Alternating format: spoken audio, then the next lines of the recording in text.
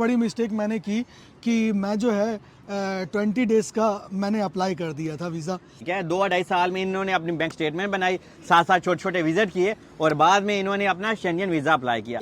मेरी bank statement 5 से 6 लाख के अंदर थी। ये 15 से 20 हजार बस। रुपीज में आपका शेंजन का वीजा लग गया। क्या बात है।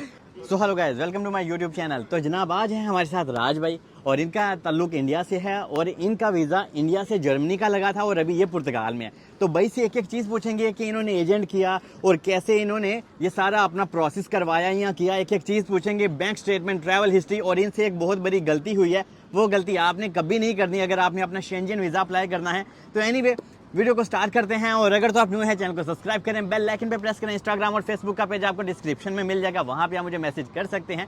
और जब आप मुझे मैसेज करते हैं हाय हेलो के साथ अपना क्वेश्चन भी बताया करें, क्योंकि यार सबको रिप्लाई देना होता है, तो आप अपना क्वेश्चन भी साथ ड्रॉप किया करें। That's true. वाह नाइस। और अगर आपको कोई भी कंसल्टेंसी चाहिए तो वो भी आप ले सकते हैं।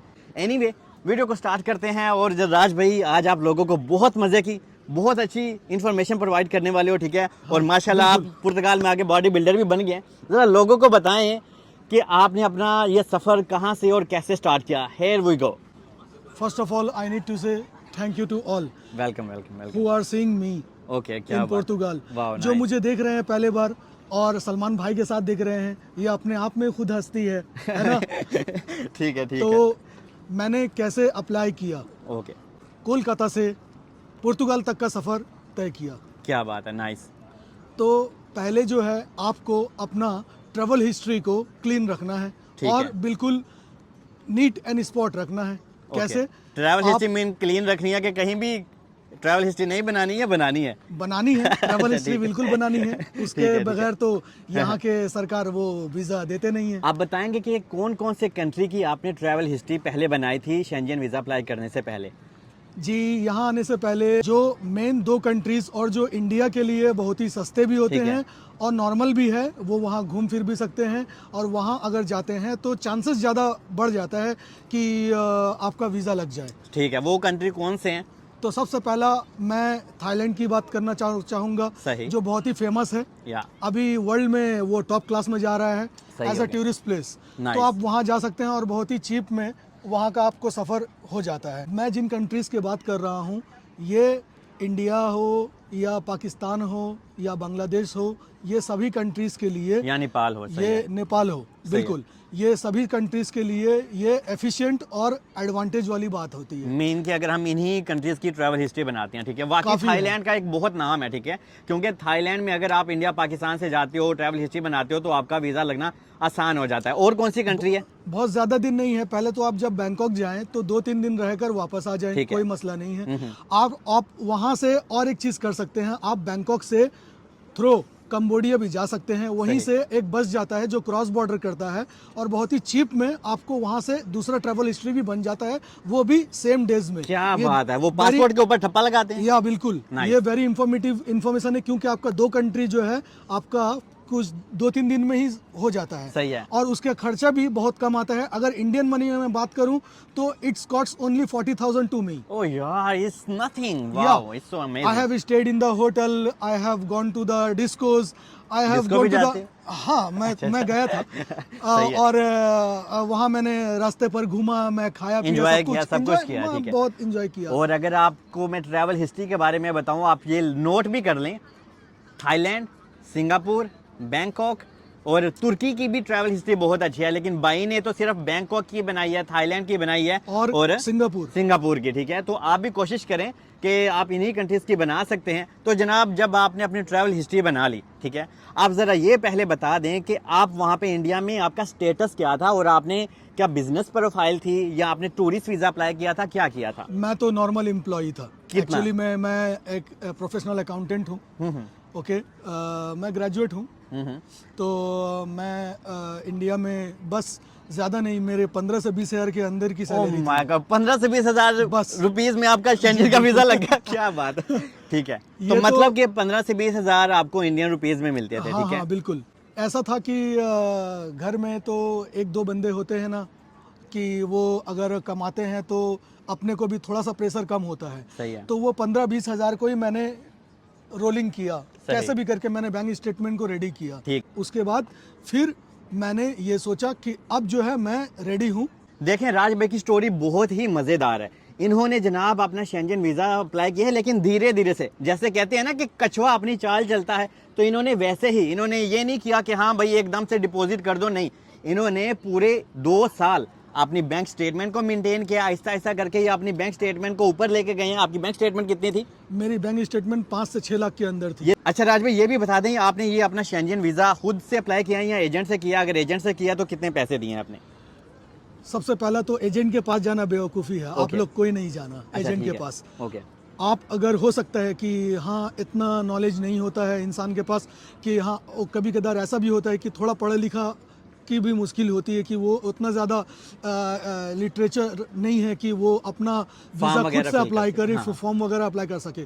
तो आप नॉर्मल किसी भी वीज़ा एजेंसी में आप जाकर अप्लाई करते हो, आप किसी भी वीज़ा एजेंट के पास जाते हो पर्सनली, मैं तो सजेस्ट करूंगा कि आप ना जाएं। खुद से और करें। मैंने जिस तरह से मैंने खुद से अप्लाई किया, सब कुछ अप्लाई किया, और मेरा यहाँ आने का कॉस्ट अंडर 3 लाख, सब कुछ टिकट वगैरह सब कुछ यहाँ इंडियन रहने 3 का। लाख में आप यहाँ टपक गए हैं। हाँ बिल्कुल। ठीक है। तो मैंने जो अप्लाई किया उसके लिए मैंने कवर लेटर, एप्लीकेशन लेटर, ये सब प्रिपेयर किया खुद से ही। और ऐसा नहीं है कि मैं खुद से ही सीख गया, ऐसा कुछ नहीं है। जब मैं इंडिया में रह रहा था ओके। तो मैंने बहुत सारे यूट्यूब वीडियोस देखे, काफ़ी सारे फेक भी थे। आप सबसे पहली बात तो ये, जो भी आप लोग दर्शक लोग मुझे देख रहे हैं, तो आप लोग ना कभी भी ऐसे इंसान के वीडियो में मत जाना जो झूठ बोलते हैं। खासकर ऐसे बहुत बड़े बड़े सपने दिखाते हैं, आप तो ऐसे कर सकते हैं, आप तो ऐसा कर सकते नॉर्मल हैं। होता है। पर छोड़ो इस बात को, छोड़ो। जब मैं होते हैं ना अच्छे बुरे लोग, सारी जगह में होते हैं, हम दूसरों की बात नहीं करते। छोड़ो। बिल्कुल सलमान भाई, सही। तो जब मैं वहाँ, मैंने जब यूट्यूब सर्च करना स्टार्ट किया, मैंने देखा कि वहाँ सलमान भाई अवेलेबल है। तो चलो इस बंदे की मैं वीडियो देखता हूँ, आ रहा था। ऑलमोस्ट मैंने 1.5 ईयर से ज़्यादा मैंने इनके वीडियोस देखे, सब वीडियोस को फॉलो किया, कुछ सीखा मैंने।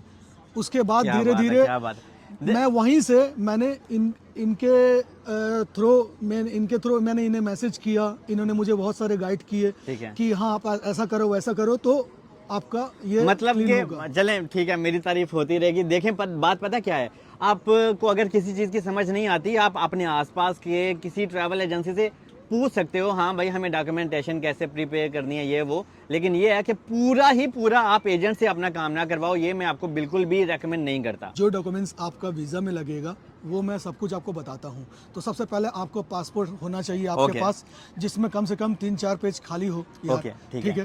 ट्रैवल हिस्ट्री 2-3 होना चाहिए उसमें। नाइस। ओके। आपको एक एप्लीकेशन लेटर लगेगा, जो कि फॉर्म आप इंटरनेट से रिक्वायर कर सकते हैं। उसके बाद आपको जो है कवरिंग लेटर लगेगा। कवरिंग लेटर में बस यही लिखना है कि मैं किस वजह से जा रहा हूँ। अपने पास से भी कुछ मसाला उसमें डाल सकते हैं। मेरा टूरिस्ट वीज़ा था। और आपने जो मिस्टेक किया ना, वो जरा लोगों को बताएं, फिर मैं लोगों को अलग से गाइड करता हूँ। सबसे बड़ी मिस्टेक मैंने की कि मैं जो है 20 डेज का मैंने अप्लाई कर दिया था वीज़ा। वो मेरा लग गया, पर ऐसा सबका नहीं होता है। कितने दिन का लगा ये भी बता दें? मेरा लगा वो 15 दिन का लगा। मैंने 20 डेज का अप्लाई किया था, 15 दिन का लगा। देखें, जब भी आपने अपना शेंजन वीजा अप्लाई करना है तो आपने 2 वीक्स के लिए, 2 हफ्तों के लिए करें, क्योंकि जब आप कम मांगते हैं तो आपको ज्यादा मिलता है। बिल्कुल। ठीक है। जैसे कि भाई ने 20 डेज का अप्लाई किया था, इनको 15 दिन का मिला। अगर ये वीजा अप्लाई करते 2 वीक का, तो हो सकता है इनको पूरा 1 महीने या 3 महीने का भी वीजा मिलता। लेकिन जैसा कि इनका पहली दफा था, और अगर आपने भी शेंजन वीजा पहली दफा अप्लाई करना है तो आपने 2 हफ्ते के लिए करें, क्योंकि वो आपकी बैंक स्टेटमेंट देखते हैं और बजट देखते हैं कि यार इतना ज्यादा बंदा यहाँ पे क्या करेगा, कैसे बर्दाश्त करेगा एक्सपेंसेस वगैरह। तो आपने शॉर्ट टर्म के लिए करना है। और मैं सलमान भाई एक बात और बता दूं, मैंने 2 कंट्रीज के लिए अप्लाई किए थे। सबसे पहले मैंने अप्लाई किया था जर्मनी का, क्योंकि इसका जो रेशियो जो है वो काफ़ी हद तक बहुत अच्छा है और बहुत आसानी से लग जाता है। आसान नहीं बोल सकते हैं, आपको प्रिपरेशन करनी पड़ती है। ठीक है, मगर वो आप कर लेते हो। ठीक है। होटल बुकिंग आपने डमी की थी, ये भी लोगों को बता दे, लोग बड़े क्वेश्चन करते हैं। हाँ बिल्कुल, बहुत सारे डमी साइट्स है जो कि आपके होटल बुकिंग्स, सबसे पहला तो ये बेवकूफ़ी होती है जो लोग भी वीज़ा अप्लाई करने के लिए होटल बुकिंग्स और फ्लाइट जो है, कभी फ्लाइट का तो छोड़ दो, पर होटल बुकिंग्स जो है रियल का करवा लेते हैं। ठीक है, तो ये नहीं करना है। ठीक है, मैं एक साइट आपको सामने बता देता हूँ, इमिरेट्स, ठीक है, जहाँ से मैंने अप्लाई किया था फ्लाइट्स का फ्लाइट्स का। आइटनरी। वो बहुत ही अच्छा फ्लाइट आइटनरी बना के देते हैं ठीक और है। उसके बाद जो है ये आपका बहुत आसान हो जाता ठीक है। है, कुछ इसमें भी- आपने कुछ हाँ। पे नहीं किया था ना, ये Nothing, ऑनलाइन ही होता है। ठीक nothing, ये है, एकदम देखिए online होता है। आपने भी डमी टिकट बुक करनी है, ठीक है, और डमी ही आप अपनी कोई भी होटल की बुकिंग भी कर सकते हैं। आपको मैं एक आइडिया देता हूँ जो मैंने किया बैंक स्टेटमेंट रेडी करने के लिए। आप लोग सोचते होंगे कि यार 15 से 20 हज़ार के अंदर सैलरी, वो बैंक स्टेटमेंट 5 से 6 लाख का कैसे प्रिपेयर कर सकता है। तो ये बहुत ही आसान है। जहाँ भी आप काम करते हैं वहाँ बहुत सारे कस्टमर्स आते होंगे। हाँ, अगर आप सर्विस देते हो तो तभी आपके पास कस्टमर आते हैं। जब आप किसी शॉप में काम करते हो तब भी कस्टमर आते हैं आपके पास। तो वो सब जो कस्टमर अगर मान लीजिए कि आपको पे करता है फॉर इंडिया, गूगल पे वगैरह सब कुछ होता है, फ़ोन पे वगैरह, एटीएम, और भी अलग देश, पाकिस्तान या हो बांग्लादेश हुआ, वहाँ अलग अलग एप्लीकेशन यूज़ होते हैं। तो वहाँ जो एप्लीकेशन यूज़ होते हैं आप उनका यूज़ करें और जो कस्टमर्स हैं उनके अपने अकाउंट में पैसे मंगवाएं और अपने बॉस को आप अपने पास से कैश दे दें। उससे क्या होगा, आपके पैसा जो है बहुत जल्दी रोलिंग होगा और बैंक स्टेटमेंट रेडी हो जाएगा। सही, लेकिन इसमें अभी मसला ये है कि हर एक का बॉस आप जैसा अच्छा नहीं है, क्योंकि आपका बॉस बहुत अच्छा था, वो आपके साथ कोऑपरेट करता था। लेकिन अगर आपका भी बॉस आपके साथ तावन कर सकता है, कोऑपरेट कर सकता है, तो आप उससे रिक्वेस्ट करके ऐसे अपनी बैंक स्टेटमेंट मेंटेन कर सकते हैं। और अगर आपको कवर लेटर चाहिए तो उसके लिए भी आप कांटेक्ट कर सकते हैं। मैं आपको कुछ 1-2 सैंपल सेंड कर दूंगा, वो शायद आपके काम आ जाएगा काफ़ी ज़्यादा। और अभी राज भाई पुर्तगाल में है, तो जनाब पुर्तगाल में आने के बाद इनको बहुत ज़्यादा प्रॉब्लम और बहुत कुछ इनको फेस करना पड़ा। ये बाद में दूसरे पार्ट में आपको बता देंगे। फिलहाल होप कि आपको ये वीडियो बहुत ही अच्छी लगी होगी और इससे और आपकी काफ़ी सारी चीज़ें क्लियर भी हो गई और होंगी। सलमान भाई के रखने से पहले मैं एक बात बताता हूँ बता दो, कि बता दो। He is great personality. यार ठीक है, मुझे लगा पता नहीं क्या बताने लगे। तो जनाब मिलते हैं नेक्स्ट पार्ट में। दुआ में याद रखें, आप बाय बाय बोल सकते हो। हाँ, see you in the next part English में। See you in the next part soon. अल्लाह हाफिज।